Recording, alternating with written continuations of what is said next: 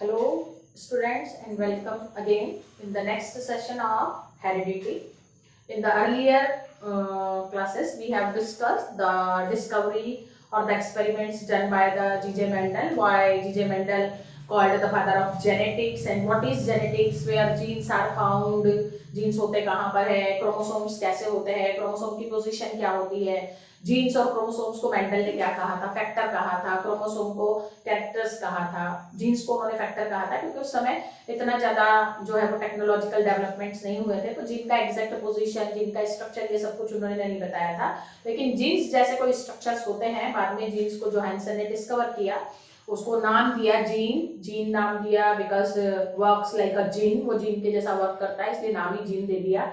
And then what is gene? Gene is the segment of DNA. Then how Mendel performed their experiments, what is cross breeding and techniques of cross breeding, emasculation, tagging and bagging, and the monohybrid cross of Mendel.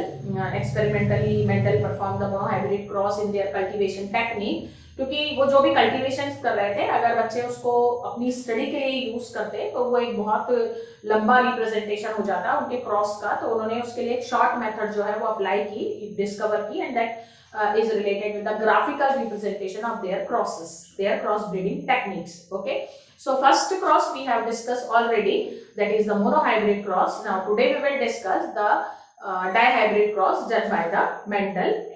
In there they use this cross technique in their experiment, cross breeding experiment. So in monohybrid cross I have explained you, mono means the single and hybrid means the fused variety. According to their desire they form the fused variety, and reproduction, artificial reproduction method, the controlled reproduction method is cross, so that is monohybrid cross. Now we use di means two pair contrasting character. When we cross one pair contrasting character, last cross में आपने देखा था हमने one pair character लिया था, tall characters are present in pair, तो एक pair character हमने लिया था टॉल और क्रॉस करवाया था एक पेयर कैरेक्टर ड्वार्फ के साथ. Okay, now in dihybrid cross we will take two pair contrasting characters. Why these characters are contrasting characters? Because they present on two different chromosomes, and on two different chromosomes their locus are same, so they are alleles. Okay, we have discussed that already. So when we cross one pair contrasting character in the crossbreeding technique, that is the monohybrid cross, now we will cross two pair contrasting character. अब आप जरा थोड़ा सा Mendel के character पर concentrate करो. Mendel ने जो कैरेक्टर लिए थे, जब उन्होंने क्रॉस करवा लिए तो क्रॉस के बेस पर उन्होंने अपने जो कैरेक्टर थे उसको उन्होंने क्लासिफाई कर लिया as dominant character and as recessive character. Okay, अब यहाँ पर हम दो पेयर कंट्रास्टिंग कैरेक्टर ले रहे हैं, तो मेंडल ने पेयर कैसे बनाई? मेंडल ने पेयर ऐसे नहीं बनाई कि एक कैरेक्टर डोमिनेंट ले लिया, एक कैरेक्टर रिसेसिव ले लिया और फिर दोनों का एक कॉमन इंडिविजुअल सिलेक्ट किया. नहीं, उन्होंने जब पेयर बनाई तो डोमिनेंट का पेयर डोमिनेंट के साथ बनाया और रिसेसिव का पेयर रिसेसिव के साथ बनाया. मान लीजिए कि वो कल्टीवेशन कर रहे थे, ये लैंड है, यहाँ पर उन्होंने एक प्लांट को ग्रो किया. प्लांट को जब उन्होंने ग्रो किया तो वो प्लांट में सीड बन रहे थे राउंड, क्लियर, और जो सीड बन रहे थे उनका कॉटिलीडन कलर जो था वो था येलो, और दूसरे फील्ड में उन्होंने जो सीड सॉ किए वो प्लांट जो था उसमें सीड बन रहा था व्रिंकल्ड, क्लियर, और जो कॉटिलीडन का कलर बन रहा था वो बन रहा था green. Okay, wrinkled, WRINKLED, wrinkled and green. तो उन्होंने ये दो पेयर कंट्रास्टिंग कैरेक्टर को फिर इमस्कुलेशन, टैगिंग, बैगिंग करके आपस में क्रॉस करवाया. ठीक है, तो यहाँ पर उन्होंने जो कैरेक्टर सिलेक्ट किए, that characters dominant paired with dominant and recessive paired with recessive.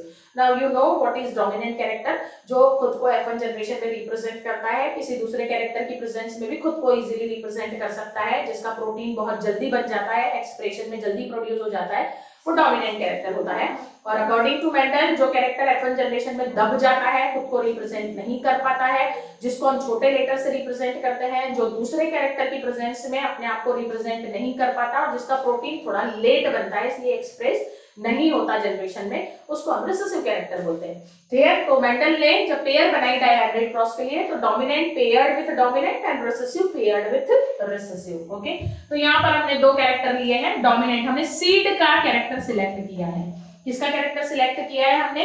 Seed का character. Okay, so seed character, one is the seed shape, पहला कैरेक्टर हमने लिया है शेप, एंड सेकेंड कैरेक्टर हमने लिया है seed cotyledon colour. Clear? Seed cotyledon colour. Seed का shape, dominant shape जो रहता है वो रहता है राउंड, और रिसेसिव शेप जो रहता है वो रहता है व्रिंकल्ड। क्लियर? और जो सीड कॉटिलीडन रहता है उसमें येलो कलर जो रहता है वो होता है डोमिनेंट, और जो ग्रीन कलर रहता है वो होता है रिसेसिव। अगर आप इसके जीन्स बनाएंगे तो जो राउंड है वो डोमिनेंट है तो capital R R, character pairs में होता है इसलिए। जो व्रिंकल्ड है वो बनेगा स्मॉल आर आर, येलो जो है वो बनेगा कैपिटल वाई वाई, और जो ग्रीन है वो बनेगा small Y Y. Okay, like that we represent the dominant and recessive character in the cross। हम सीधा पूरा नाम नहीं लिखेंगे क्योंकि प्रोसेस बहुत लंबी हो जाएगी, थोड़ा सा डिटेल हो जाएगा, तो हम उसको शॉर्ट वे में ग्राफिकली रिप्रेजेंट करते हैं। So how we represent the dihybrid cross that was done by the Mendel। Okay, now take these character in the cross method, cross breeding method। हम ये characters जो है वो कंटिन्यू करेंगे जैसा हमने मोनोहाइब्रिड क्रॉस में किया था। हमने एक प्लांट को सिलेक्ट किया एज अ मेल, साइन दे दिया हमने इसमें मेल का। Okay, then we cross, cross मतलब मेंडल की controlled reproduction technique. Then we take the recessive character. अभी मैंने थोड़ी देर पहले आपको रिसेसिव कैरेक्टर, अगर मैं इसको कैपिटल ले रही हूँ तो मैं उसको स्मॉल लूंगी, इसको कैपिटल लिया है तो अगले को स्मॉल। लेकिन जब हम क्रॉस के रिजल्ट्स लेंगे तो थोड़ा कंफ्यूजन क्रिएट होगा, तो इसलिए थोड़ा मैं अपने हिसाब से, ये मेंडल ने नहीं किया था, मैं थोड़ा अपने हिसाब से इसको मॉडिफाई करके कैरेक्टर ले रही हूँ। For example here is R R, then wrinkled we take WW, small w is there, and Y for yellow, and then contrasting character is green, then take small gg, then the result you can calculate very easily। You do not confuse with small r and capital R and small y and capital Y, confusion is created there, so take the character in these manner। Okay, now the next step that is occurs in the all sexual reproduction method, that is the gametogenesis। इनमें भी gametes बनेंगे, anther में pollen grain बनेंगे। Okay, and इनमें भी fertilisation होगा, जो हमारी कार्पल्स है वहां पर फीमेल गैमेट बनेगा, यहाँ पर भी बने। तो इसका जो गैमेट है बाय मियोसिस सेल डिवीजन, इसका गैमेट बनेगा because characters are reduced, reduction division होता है मियोसिस, तो यहाँ कैरेक्टर हाफ हो जाते हैं। Then R Y will come here, WG will come। Now the next step of sexual reproduction, that is the fertilization। Okay, in fertilization the fusion between gametes occurs and the two end structure zygote is formed। Here also the next structure is formed and that is RYWG। Okay, according to the Mendelian concept, जब Mendel ने ये cross करवाया, monohybrid cross करवाया, तो Mendel ने क्या observe किया कि जब भी वो डोमिनेंट और रिसेसिव कैरेक्टर के बीच में क्रॉस करवा रहे थे तो हर बार F1 जनरेशन में सिर्फ एक ही कैरेक्टर आ रहा था और वो कैरेक्टर था डोमिनेंट। तो डेफिनेटली डायहाइब्रिड क्रॉस में भी ऐसा ही होगा, रिजल्ट तो बदलेगा नहीं। यहाँ पर भी पहली जनरेशन में 100% जो है वो डोमिनेंट बने। तो अब आप समझ लीजिए कि डोमिनेंट कौन थे, डोमिनेंट कौन थे, राउंड येलो। तो जब मेंडल ने ये सीड सॉ किए तो उन्होंने देखा कि इनके सीड लगाने पर जितने 100 प्लांट्स बने वो सारे 100 प्लांट में लगने वाले सीड राउंड थे और सीड के कॉटिलीडन का कलर जो है वो येलो था। Same result like monohybrid cross. फिर मैंने आपको बताया था मेंडल को जब ये रिजल्ट मिले तो मेंडल थोड़े से कंफ्यूज हो गए कि ऐसा क्यों हो रहा है। तो फिर उन्होंने मस्कुलेशन टैगिंग बैगिंग कुछ नहीं किया, उन्होंने सेल्फ पॉलिनेशन होने दिया, इधर से उधर खुद उठा के नहीं डाला। वो प्लांट बायसेक्सुअल था फ्लावर, तो वहीं की वहीं उनमें पॉलिनेशन और फर्टिलाइजेशन होने दिया। तो हम भी करेंगे सेल्फ पॉलिनेशन। सेल्फ पॉलिनेशन मतलब वैसे के वैसा जो गैमेट्स हैं जो इंडिविजुअल बना है उनका आपस का फर्टिलाइजेशन। क्लियर? अब आप याद करिए जब हमने पहली मोनोहाइब्रिड क्रॉस की F2 जनरेशन बनाई थी, हमने चेकर बोर्ड मेथड यूज की थी, where only 4 gametes are formed, 2 male gametes and 2 female gametes, but now the number of gametes will increase because number of characters also increase in this cross, so use checkerboard method। One another method was also used by the Mendel to represent their cross result in the F2 generation because number of individuals now increase। अब ज्यादा product उनको मिलेंगे, ज्यादा individuals मिलेंगे, तो उसको represent करना ऐसे लाइन से 1 2 3 4 लिख के उनको रिप्रेजेंट करना पॉसिबल नहीं था। तो उन्होंने बनाया चेकर बोर्ड और उनके जो स्टूडेंट्स थे पुन्नेट, उन्होंने बनाया पुन्नेट स्क्वायर। जहां आप चेकर बोर्ड को ऐसे बनाते हैं इस हिसाब से, जैसे आपके चेस के वो रहते हैं स्क्वायर, ऐसे बनाते हैं, वही पुन्नेट स्क्वायर को आप ऐसे बनाते हैं। दोनों का कोई ज्यादा डिफरेंस नहीं है, सेम है, लेकिन बस उनका शेप जो है वो अलग है। यहाँ हम लिखते हैं मेल गैमेट और यहाँ हम लिखते हैं female gamete, like that, and that structure is called पुन्नेट square and this structure is called chequerboard. Okay, so we will take the F2 generation with the help of checkerboard. Now try to form the gametes here. यहाँ पर आप gamete कैसे बनाएंगे? जब हमारा पहले वाला जो क्रॉस था वो पहले वाले क्रॉस में टी टी और ये टी टी था, जनरेशन जो है वो कैपिटल टी स्मॉल टी बनी थी, हमने सेल पॉलिनेशन होकर कैपिटल टी स्मॉल टी होने दिया था, तो हमको पता चल गया था, देखो यहाँ से गैमेट कैपिटल टी और स्मॉल टी बनेगा, यहाँ से गैमेट कैपिटल टी और स्मॉल टी बनेगा। It is very easy, but now the number of characters are more than how we will produce the gamete. हम gamete कैसे बनाएंगे? So for that one idea is there. आपको एक idea, एक trick use करना पड़ेगी जब आप गैमेट्स बनाएंगे। तो गैमेट बनाने के लिए आपको क्या करना है, यहाँ पर आप पेयर देखो, क्लियर? तो हेट्रोजाइगस पेयर जो है वो यहाँ पर कितनी मिल रही है? हेट्रोजाइगस मतलब ऑड कॉम्बिनेशन। तो हेट्रोजाइगस आप देखिए, अगर आप इसको लिखकर देखेंगे तो आर डब्ल्यू मतलब एक राउंड और एक रिंकल, एक हेट्रोजाइगस पेयर है, और एक येलो और ग्रीन कॉटिलीडन का कलर। हेट्रोजाइगस पेयर आपको यहाँ पर कितनी मिल रही है? 2। तो आप एक फॉर्मूला लगा दीजिए 2 का पावर n, और n आपको क्या बताता है? Heterozygous number, heterozygous numbers, heterozygous combinations. तो यहाँ पर हेट्रोजाइगस कॉम्बिनेशन कितने? 2। तो आप 2 का पावर लगा दीजिए इक्वल टू 2 का पावर 2। तो यहाँ पर आपको कितने मिलेंगे? 4। मतलब आपके पास एक आइडिया क्लियर हो गया कि आपके पास कितने गैमेट बनेंगे यहाँ पर, पॉसिबली 4 गैमेट। 4 गैमेट आपके मिलेंगे आपको मेल, और 4 गैमेट आपको मिलेंगे फीमेल। क्लियर? तो 4 गैमेट का कॉन्सेप्ट हमारे पास क्लियर हो गया। अब हम गैमेट्स कैसे बनाएंगे वो देखिए, आप गैमेट बनाने का तरीका सीखिए।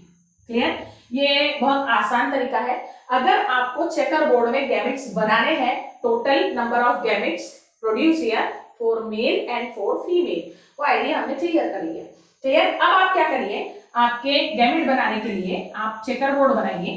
क्लियर? गैमेट बनाना मैं आपको डायरेक्टली सिखा रही हूँ, एक फॉर्मूले से भी गैमेट बनाना हम सीख सकते हैं, then next we will discuss that. अभी आपको गैमेट कैसे बनाना है, सबसे पहले आप क्या करिए, टोटल 4 गैमेट आपको बनाना है। तो सबसे पहले ये जो आपने बनाए हैं ये 2 गैमेट, ये 2 गैमेट को आप ऐसे के ऐसे रख लीजिए फर्स्ट और लास्ट में। क्लियर? ये प्योर डोमिनेंट हो गया, ये प्योर रिसेसिव का गैमेट हो गया, प्योर रिसेसिव का गैमेट, प्योर डोमिनेंट का गैमेट। अब हमको 2 गैमेट बीच में हाइब्रिड बनाना है। तो हाइब्रिड बनाने के लिए रूल क्या है, आप इसका फर्स्ट लीजिए और इसका सेकंड लीजिए, इसका फर्स्ट और इसका सेकंड। तो हमने लिया RG। ओके, अब नेक्स्ट गैमेट बनाने के लिए इसका सेकंड लीजिए और इसका फर्स्ट लीजिए, तो अगला गैमेट बन गया WY। Clear? Like that 4 gametes. इसका एक बहुत इजी तरीका भी है, वो भी मैं आपको बताऊंगी नेक्स्ट सेशन में। तो हमने ये 4 गैमेट्स हमारे बना लिए, आप इसको साइन दे दीजिए, ये बनाए आपने male gametes. Like that you write all these 4 here, RY, RG, then WY and WG। इसको थोड़ा ब्रॉड में करके हम क्रॉस करते हैं।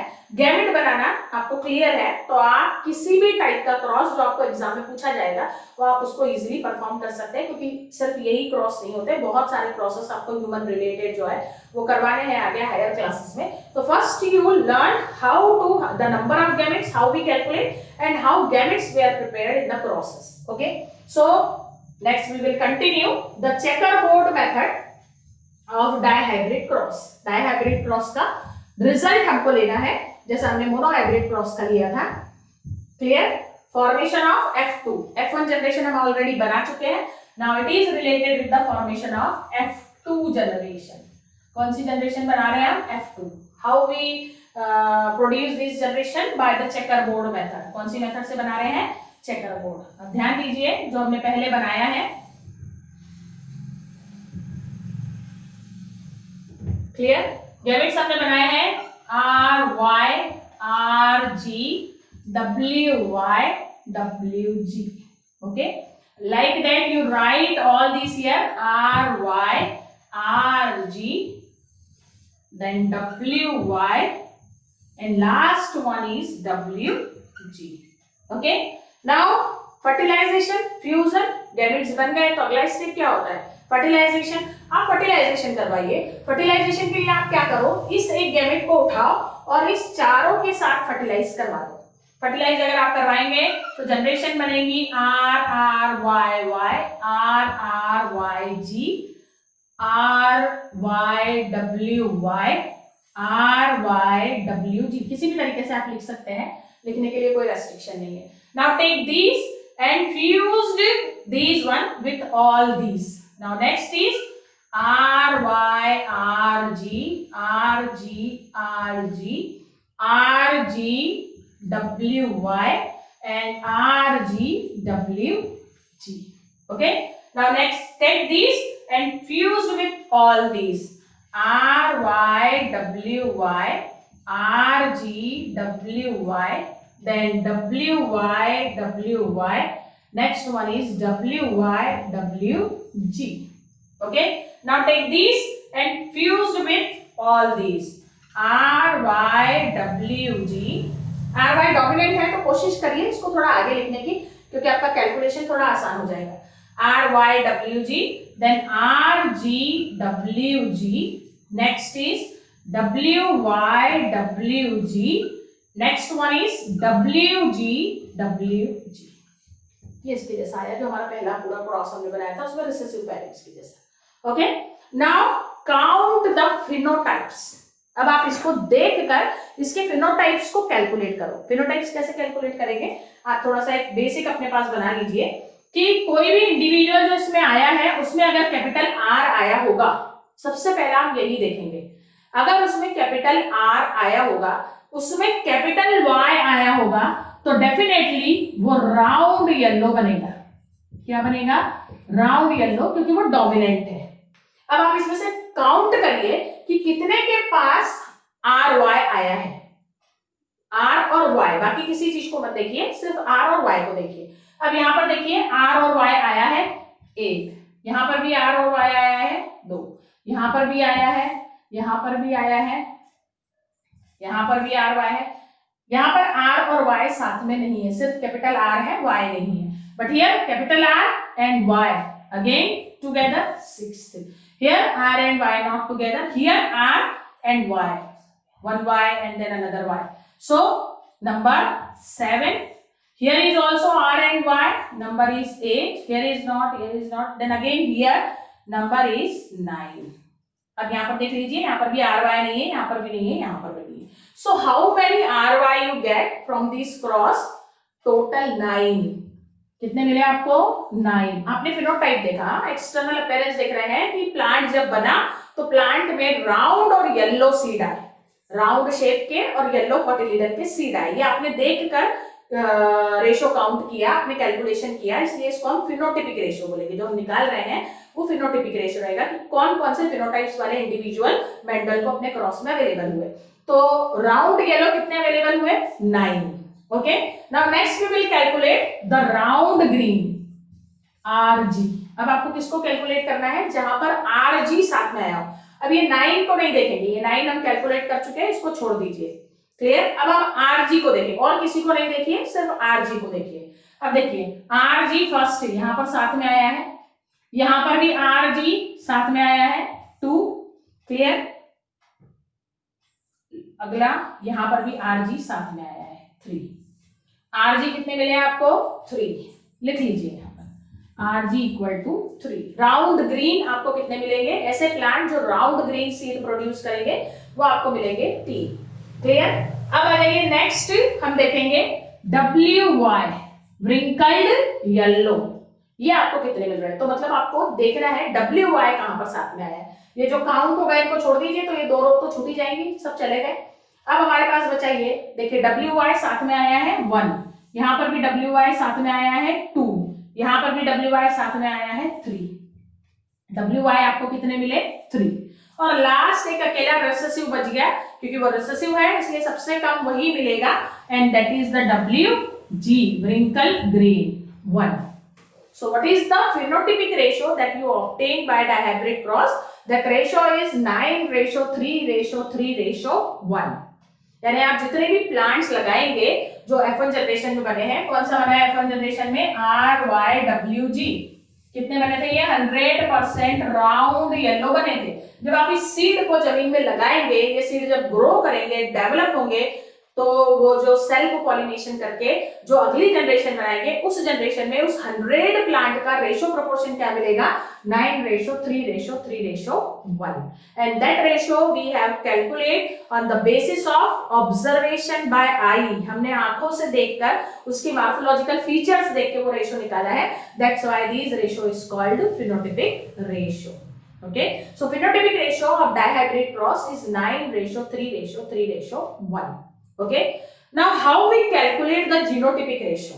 That is very difficult, where genotypic ratio calculation is very easy, क्योंकि कैसा आया था रिजल्ट, कैपिटल T 1 आया था, कैपिटल T स्मॉल t 2 आया था, और स्मॉल t 1। तो 1:2:1 हमने बहुत इजीली कैलकुलेट कर लिया था, because individuals are that next generation formed by the cell pollination, only 4 individuals are there, so calculation is very easy। But now we have 16 individual, हमको जो क्रॉस का रिजल्ट मिला उसमें टोटल 16 है, then calculation is very difficult. Then how you will calculate this genotypic ratio, आपको genes कैसे है वो कैलकुलेट करना है। जीन्स कैसे है, तो आप देखिए RRYY जीन कॉम्बिनेशन सिर्फ एक है, क्लियर, लिख लीजिए 1 रेशियो।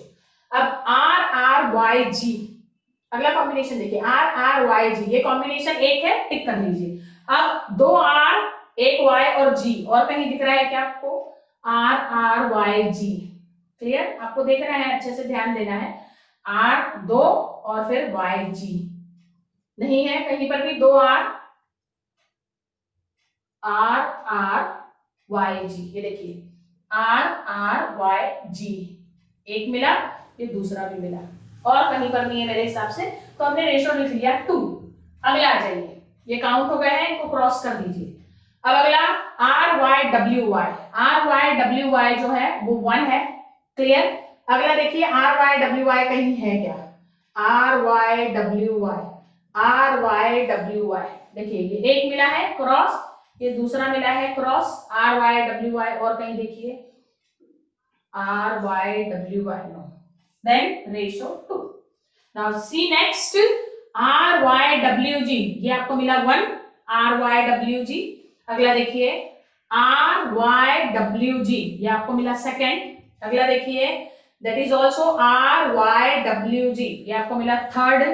अगला देखिए RYWG, ये आपको मिला फोर्थ, क्लियर। कितने मिले टोटल, ये 4 RYWG, कितने मिले आपको, 4, लिख दीजिए रेशो 4।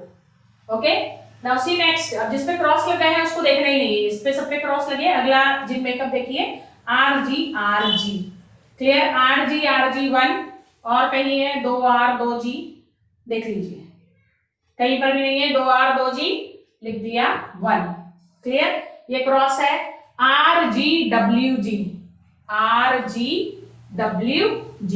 एक RGWG, और कहीं पर ये तो क्रॉस लगे चुके हैं, RGWG2, ये क्रॉस कर दीजिए दोनों को, ratio 2, clear. Now see next, ये क्रॉस हो गया है WYWY, क्लियर। अगला देखिए WYWY 1, क्लियर, और देखिए WYWY कहीं दिख रहा है आपको, नहीं है, सिर्फ एक ही है WYWY, रेशो 1। अगला आ जाइए WYWG 1, WYWG 2, रेशो 2। सारे काउंट हो गए हैं, अब हमारे पास कोई जेनेटिक मेकअप नहीं बचा है, ये लास्ट बचा है WG and that is 1। So what is the genotypic ratio of dihybrid cross, that is 1:2:4:4:1:2:1:2:1 and how we calculate that, ये आपके लिए मेन है कि आप इसको कैसे कैलकुलेट करें ना। आप इसको आपने सही किया है या नहीं, इसकी चेकिंग, क्रॉस चेकिंग भी कर सकते हैं। आपने कैलकुलेट कर लीजिए, 2 और 1 3, 3 2 5 9 10 12 13 13 and 2 15 and 1 16। If this number is 16 and these individuals are 16, means that ratio is correct। जो रेशो आपने कैलकुलेट किया है वो रेशो आपका करेक्ट आया है, आपने किसी इंडिविजुअल को छोड़ा नहीं है। और देखो हमने बराबर क्रॉस वगैरह लगा के सारे इंडिविजुअल्स को कैलकुलेट किया है। So the phenotypic ratio of dihybrid cross is 9:3:3:1 and these one is the genotypic ratio. The calculation or counting of genotypic ratio is quite difficult in the dihybrid cross. It is more difficult in the trihybrid cross as compared to monohybrid cross. So how we calculate the genetic makeup? हमने jeans को देखकर, हमने ये नहीं बोला कि RRYY जो है राउंड येलो बनाएगा, मैंने आपको ऐसा बोला कि आप RY को देखो, आप RRYY जीन, यहाँ पर कहीं और दूसरा मेकअप ऐसा है क्या, उसको देखो। तो हमने ये जीन्स को देखकर रेशो निकाला है, that's why it is genotypic ratio. Okay, so dihybrid cross is completed now.